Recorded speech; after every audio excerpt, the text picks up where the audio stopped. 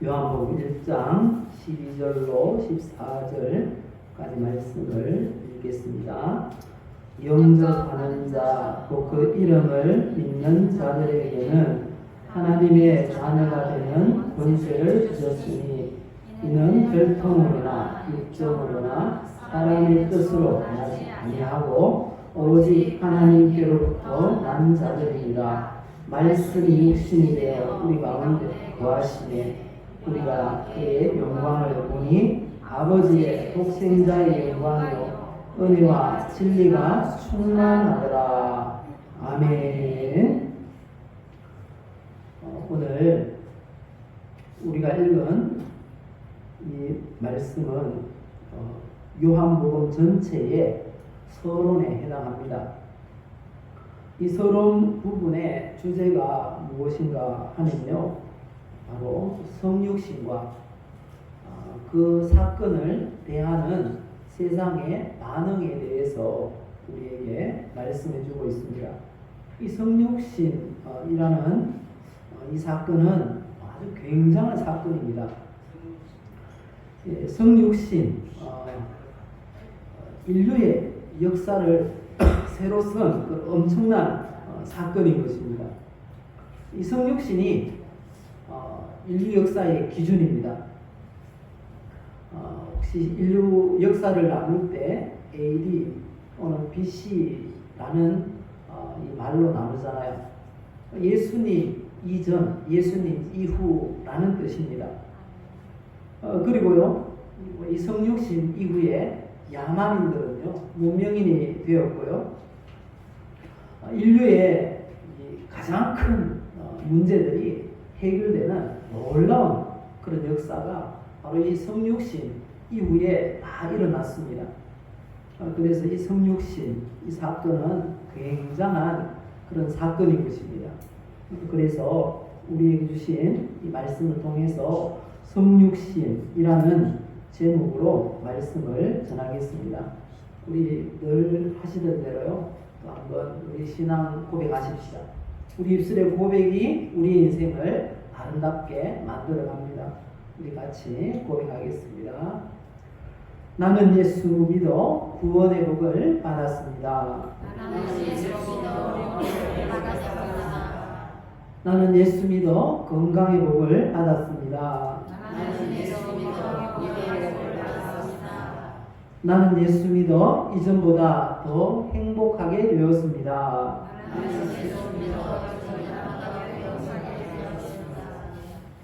우리가 고백한 것보다 더 큰 은혜와 복을 받아 누리시기를 예수님의 이름으로 축복합니다.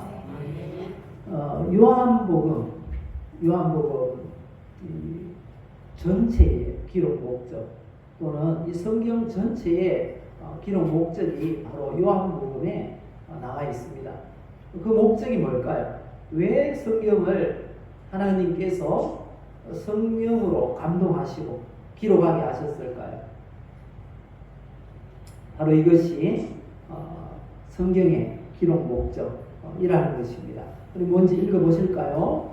오직 이것을 기록하는 너희로 예수께서 하나님의 아들 그리스도이심을 믿게 하려 함이요 또 너희로 믿고 그 이름을 힘입어 생명을 얻게 하려 함이니라. 요한복음 전체 또는 성경 전체의 기록 목적에 해당하는 말씀인 것입니다. 그런데 요한복음에 이런 놀라운 복음이 기록이 되어 있어요. 그런데 그 서론이 가장 중요하죠. 책에도 서론을 보면 알 수 있어요. 이 책의 내용은 이런 것이겠구나 라는 것을 알 수 있죠. 그만큼 요한복음의 이 서론이 중요합니다. 그 서론의 주제가 뭐라 그랬습니까? 성육신과 그리고 그 성육신 사건을 대하는 세상의 반응을 기록하고 있다 그랬는데요. 그 기록을 통해서 하나님께서 우리에게 말씀하고자 하는 게 있다는 것입니다. 그게 뭔지를 살펴보겠습니다. 그 첫 번째는 예수 그리스도는 삼위일체 하나님이다 라는 것입니다. 예수님은 하나님이라는 거죠. 예수님이 하나님이라는 그 사실을 오늘 본문 요한복음 1장 1절과 2절에서 분명하게 말씀해 주고 있습니다. 1절은 보시면 세 구문으로 되어 있어요. 어떻게 세 구문으로 되어 있는지 보시면요. 최초에 말씀이 계신자 첫 번째 구문이고요. 두 번째는요. 이 말씀이 하나님과 함께 계셨으니 두 번째입니다. 마지막 세 번째는요. 이 말씀은 곧 하나님이십니다. 이 세 구문을 통해서요. 우리에게 놀라운 그런 비밀을 알려주고 있습니다. 그 첫 번째는 바로 이 태초에라는 말을 통해서 기원을 알게 됩니다. 이 태초에 하면 이전에도 어딘가 나왔던 것 같지 않습니까? 이 태초에라는 말이요. 창세기 1장 1절. 그런데 더 놀라운 사실은요. 창세기 1장 1절의 태초 그리고 요한복음 1장 1절의 태초 단어는 같은데 달라요. 엄청 달라요. 어떻게 다른가 하면요. 창세기 1장 1절의 태초는요. 만물의 시작입니다. 만물의 시작. 피조물의 시작이라는 거죠. 시간이 어떻게 시작되었고 그리고 식물들은 동물들은 어떻게 생겼고 사람은 어떻게 존재하게 되었는가 그런 시작을 가리키고 있어요. 이 태초에라는 게 시작, 처음이라는 뜻이거든요. 근데 요한복음 1장 1절에는요. 이 태초는 하나님께서 존재하신 그 시간을 가리키고 있어요. 그 창조는요. 하나님이 이 존재하신 우리가 헤아릴 수 없는 이후에 이 창조가 시작되었어요. 창조의 역사는 그렇게 길지 않습니다. 어떤 학자들은 뭐 50만 년이니 100만 년이니 이렇게 말하잖아요. 근데 지구과학자들 그리고 이 창조를 믿는 그런 과학자들은 유신론 과학자들은 그렇게 말합니다. 지구의 역사는 6,000년 정도 된다고. 예수님 오신 이후부터 지금 2,000년 흘렀잖아요. 약 2,000년 흘렀습니다. 그리고 주전 기원이 몇 년인가 하면 4,000년이라고 그렇게 봅니다. 성경 인물들을 나열해서 보고 나이를 비교해보고 연구해보니까 그렇다는 거예요. 그래서 인류의 역사는 6,000년 정도라고 보고 있는 것입니다. 그런데 이 사실을 믿지 않는 그런 많은 사람들이 있죠. 하지만 우리에게는 분명히 말씀하고 있습니다. 하나님은 예수님은 하나님이신데 태초 인류가 시작되기 훨씬 이전에 하나님과 함께 계신 그런 분이라는 것입니다. 신학적인 용어로 그걸 갖다가 이 선제성이라고 합니다. 먼저 계셨다는 거예요. 인류가 창조되기 이전에 벌써 예수님은 그 전부터 계셨다는 것입니다. 그래서 첫 번째 1절의 첫 번째 이 구절을 통해서 분명히 말씀하고 있습니다. 태초에 말씀이 계셨다. 근데 예수 그리스도를 1절에서는 말씀이라고 합니다. 말씀. 왜 말씀이라고 할까요? 요한이나 이 요한복음의 기록자 요한이나 그 당시 유대인들은 말씀의 능력을 알았어요. 이 말씀의 능력은 굉장한 것이거든요. 창세기 보면 하나님이 천지를 어떻게 만드셨습니까? 말씀으로. 그냥 말씀하시니까 빛이 생겼어요. 말씀하시니까 또 바다가 생겼어요. 말씀하시니까 땅이 생겼어요. 말씀하시니까 해달별들이 생겼어요. 우주가 생겼어요. 하나님은 말씀 한마디로 모든 것을 창조하셨어요. 그러니까 그 말씀의 능력을 누구보다도 유대인들이, 성경을 믿는 유대인들이 잘 알았던 것입니다. 그래서 예수님을 말씀이다 이렇게 말씀하고 있는 것입니다. 그 태초에 말씀이 계시니라 하시는데, 이 계시니라라는 이 단어가 또 이 문법이라는 걸 보면 미완료형의 미완료, 계속 계신다는 거예요. 끝이 없다는 거예요. 완료가 되지 않았다는 거죠. 예수님은 과거부터 현재까지, 현재부터 헤아릴 수 없는 영원한 미래까지 계속 계신다는 거예요. 그래서 태초에 말씀이 계시니라 이 문장을 통해서 우리에게 말씀하고자 하는 게 바로 이것입니다. 말씀이신 예수님의 그 선제성 그리고 영원성. 우리 주님은 먼저 계셨고 영원히 계신다는 거예요. 시작도 없고 끝도 없어요. 예수님이 바로 그런 분이라는 거예요. 그리고 두 번째 문장을 통해서요. 두 번째 문장이 뭡니까? 이 말씀이 하나님과 함께 계셨다 말씀하십니다. 이 문장을 통해서 우리에게 알려주시는 게 있습니다. 그건 바로 예수님께서는 성부 하나님과는 별개의 독립적인 존재입니다. 인격을, 완전한 인격을 가지고 계신 분이시지만 하나님과 똑같은 분이다. 시작부터 교제해 왔다는 것입니다. 함께라는 게 중요하잖아요. 함께 계셨어요. 늘 함께, 모든 것을 함께 하셨어요. 그래서 하나님과 똑같은 분이다 라고 우리에게 말씀하고 있는 것입니다. 마지막 문장, 이 말씀은 곧 하나님이라. 이 말씀에 다 표현되어 있어요. 예수님이 어떤 분이라고요? 예, 본질상 하나님이다. 이 사실을 분명하게 드러내고 있다라는 것입니다. 그래서 이 서론을 통해서 우리에게 말씀하시는 건 예수님은 하나님이라는 거예요. 우리가 믿는 그 예수님이 하나님이다. 하나님. 그리고 이 3절에 보시면요. 2절도 1절의 내용을 더 분명하게 그렇게 정리하고 있는 내용이라서 건너뛰었어요. 이 3절 보시면요.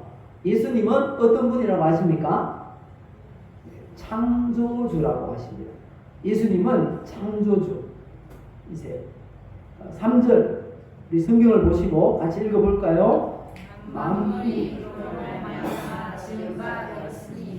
지은 것이 하나도 그가 없이는 된 것이 없느니라. 질문을 하나 드리겠습니다. 만물이 어떻게 존재하게 되었을까요? 예, 여기 말씀하셨잖아요.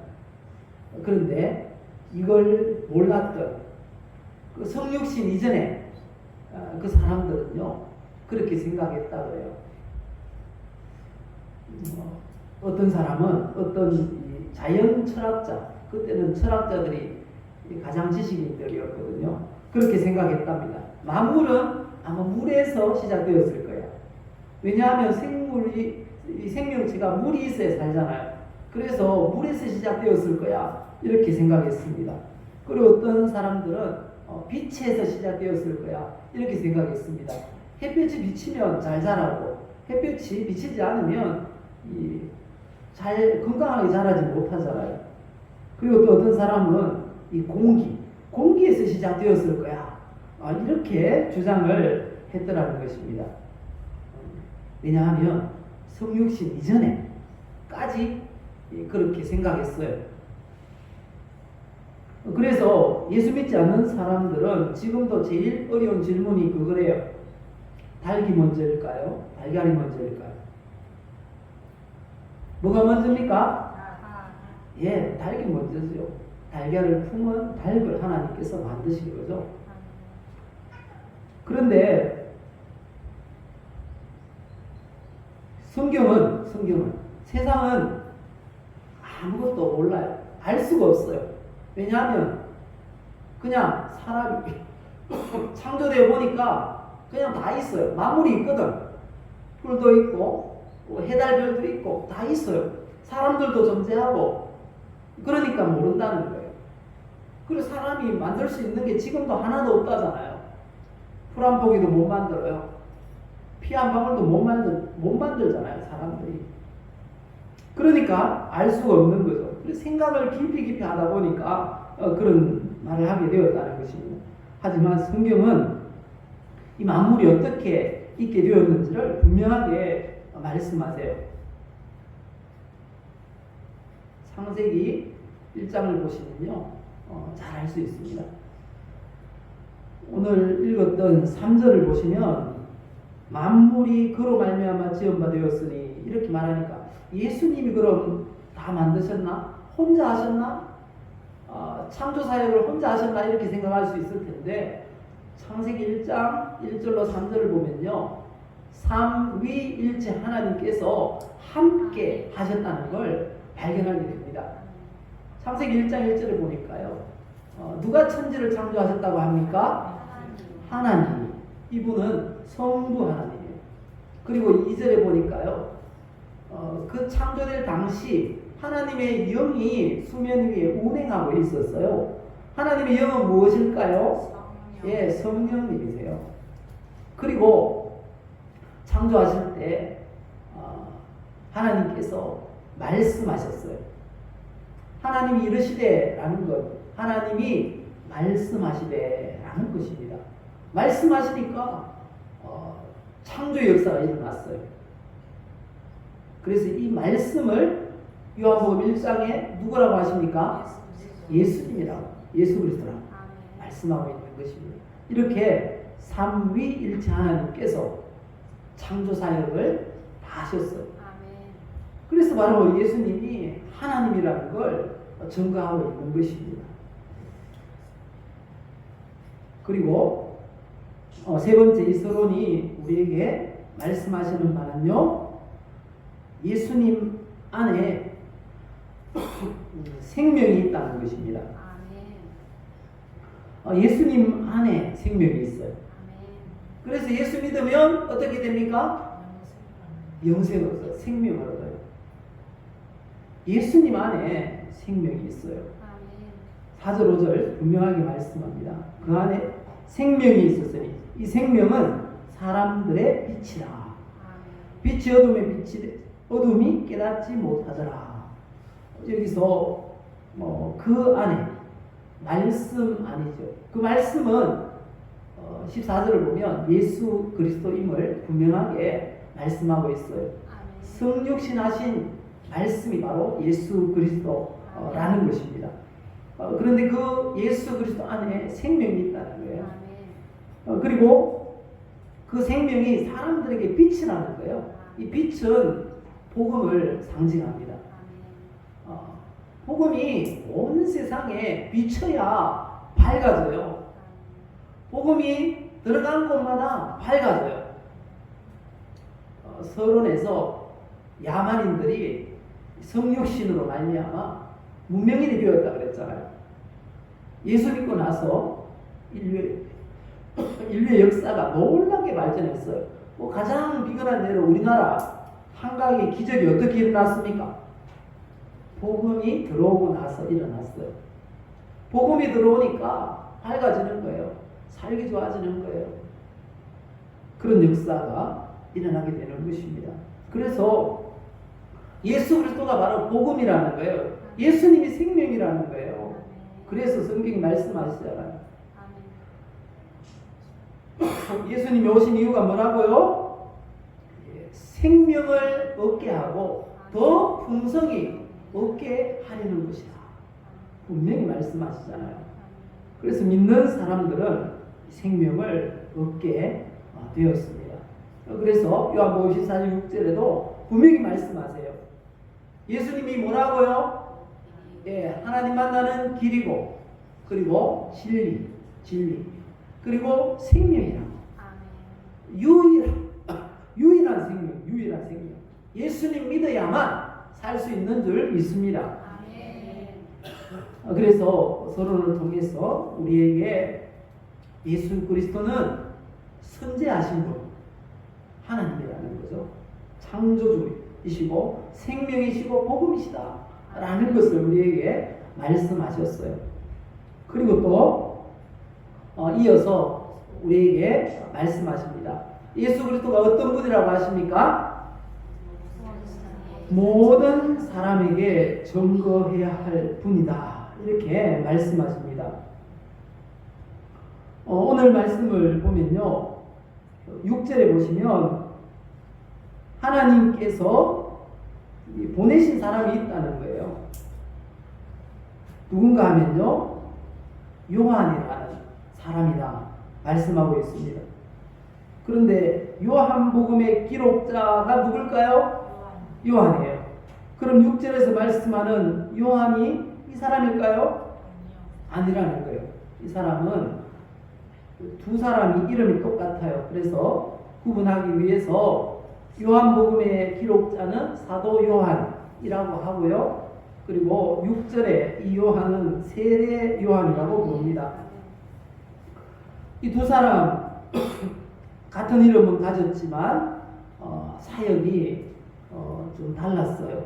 달랐는데 복음을 오시는 그 그리스도 성육신 하신 예수님을 전하도록 하기 위해서 하나님께서 특별히 선택해서 하나님의 사자로 보낸 사람이 있다는 거예요. 그분이 누군가 하면 바로 요한이다 이렇게 말씀합니다. 보내심을 받았다 이렇게 말하는데 이 말이 원어의 의미를 보면요, 공적으로 보내는 것입니다. 임무를 맡기고 권위를 부여해서 파송하는 것, 그것을 의미합니다. 세례 요한을 하나님께서 특별히 선택하시고 보내셨다는 거예요. 임무를 맡겨서 권위를 부여해서 그렇게 보냈다는 거예요. 그렇게 세례 요한을 하나님께 선택하신 세례 요한에게 임무를 맡기신다고 했는데 그 맡겨진 임무가 뭘까요? 7절에 말씀합니다. 7절 보실까요? 그가 증언하러 왔으니 곧 빛에 대하여 증언하고 모든 사람이 자기로 말미암아 믿게 하려 함이라 이렇게 말씀하세요. 바로 빛이 누구십니까? 예, 복음이신 예수님이세요.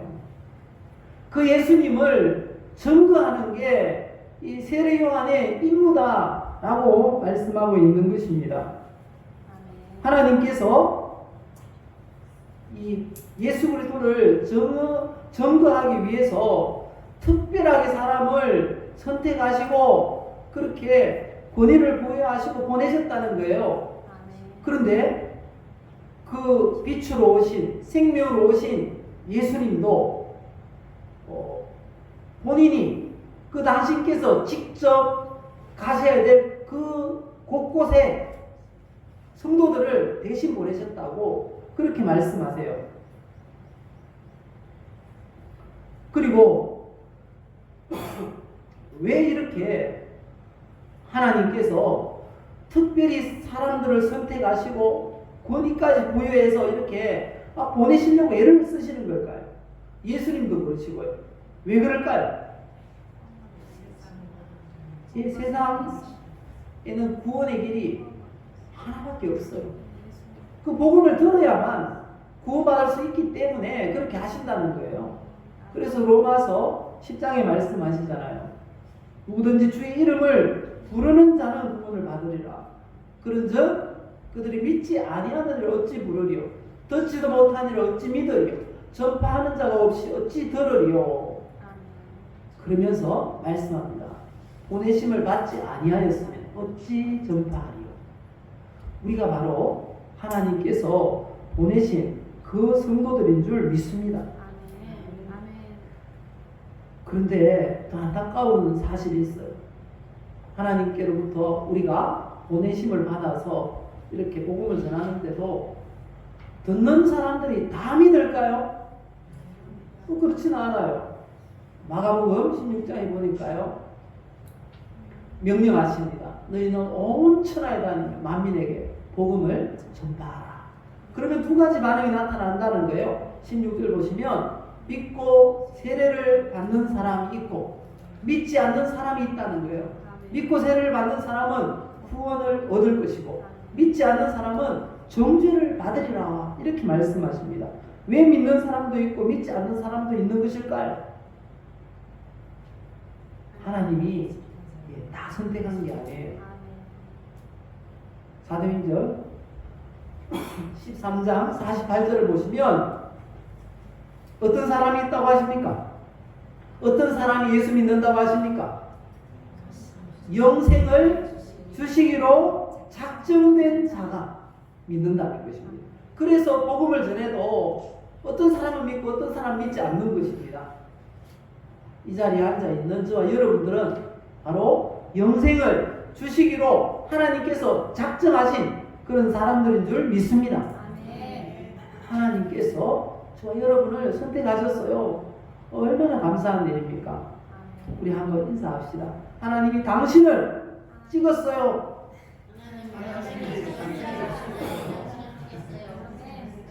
우리 하나님께서 여러분들을 꼭 찍었어요. 그리고 이 자리에 이 집게로 들어서 앉혀 놓으셨어요. 하나님의 은혜인 줄 믿습니다. 그 은혜 아니면 살아갈 사람이 한 사람도 없는 것입니다. 우리가 그 은혜를 생각하며 늘 감사하는 성도로 살아가시기를 예수님의 이름으로 축복합니다. 그리고요, 우리 주님께서 이렇게 꼭 복음을 들어야만 생명을 얻으니까요, 우리를 파송하셨다 그래요. 예수님께서 친히 가야 될 곳이 많으니까 성천하시면서 대신 누구를 보내셨다고요? 예, 저와 여러분들을 보내셨다는 겁니다. 주께서 따로 70일을 세우사 친히 가시려는 각 동네와 각 지역으로 보내셨다는 거예요. 우리가 그 보냄받은 사람들인 것입니다. 그래서 전해야 됩니다. 예수님은 반드시 누군가는 전해야 될 분이라는 것입니다. 모든 사람에게 전해야 될 분이 바로 예수님이라는 것입니다.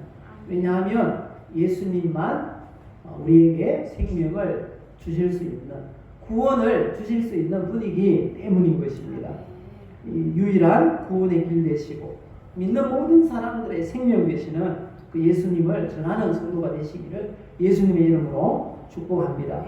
그리고 세 번째는요, 예수 그리스도는 믿는 자에게 하나님의 자녀가 되게 하시는 분이다 말씀하세요.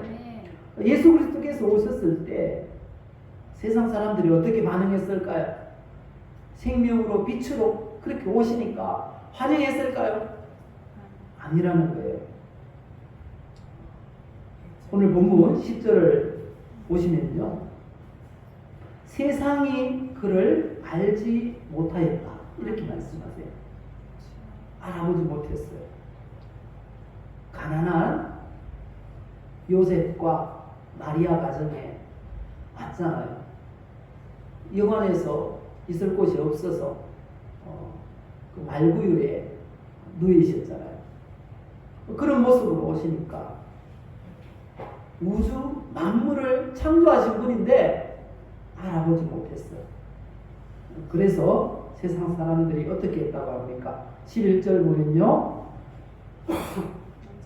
자기 백성까지도 영접하지 않았대. 그 영접하지 않은 정도가 아니에요. 마태복음 2장에 보니까 죽이려고, 왕으로 오신 그 예수님을 죽이려고 따라다녔어요. 그래서 예수님 또래에 그 아이들이 2살 아래로 다 죽었다는 거예요. 그런 비참한 그런 일들이 있게 되었습니다.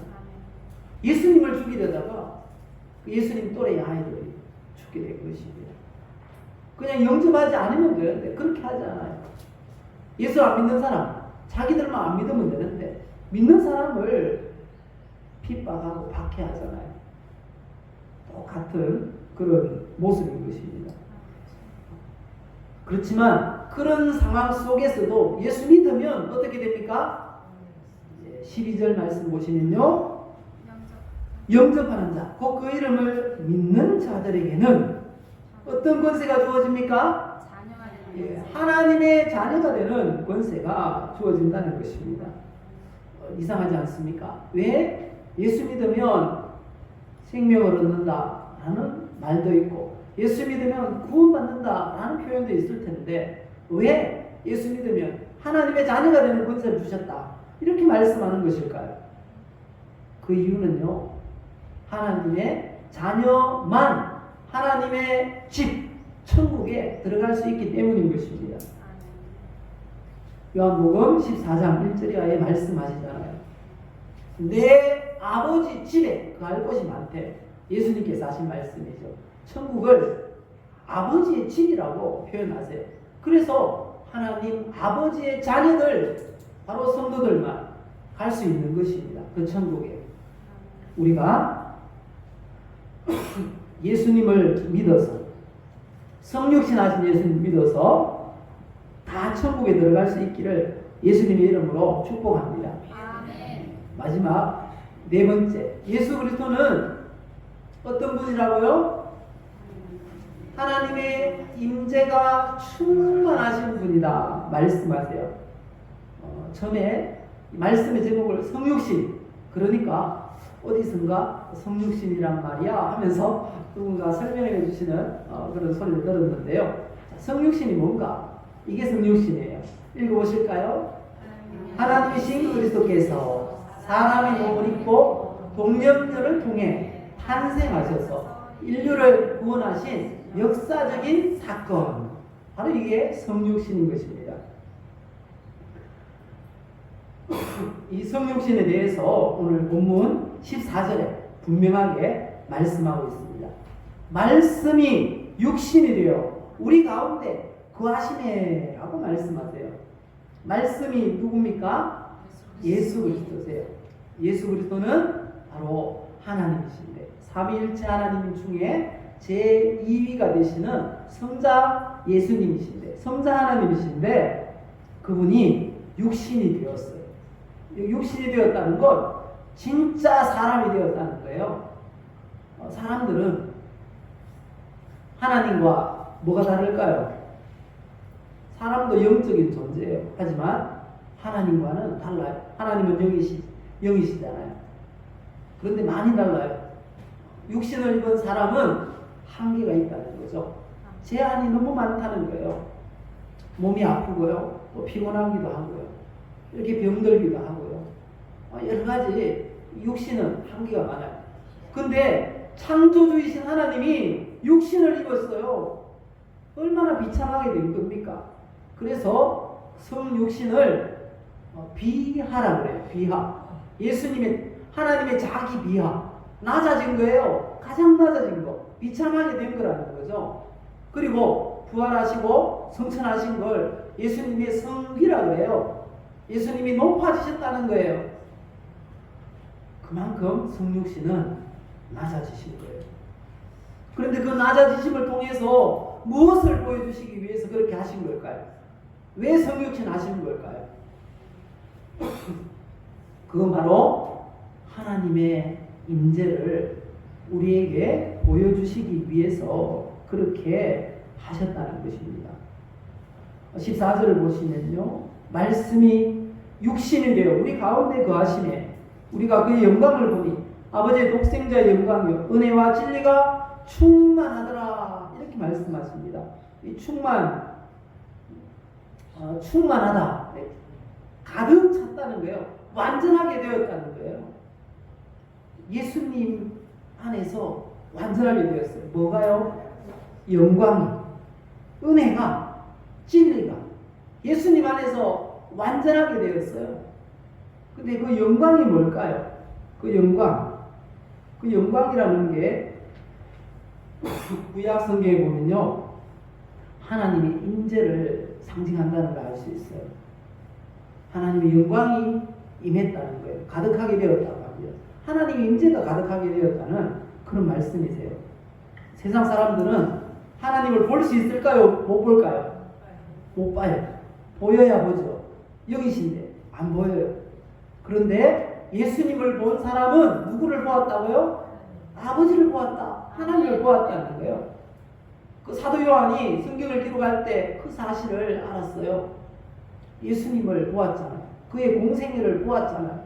보고 나서 예수님 안에서 하나님의 그 충만한 임재를 경험했다.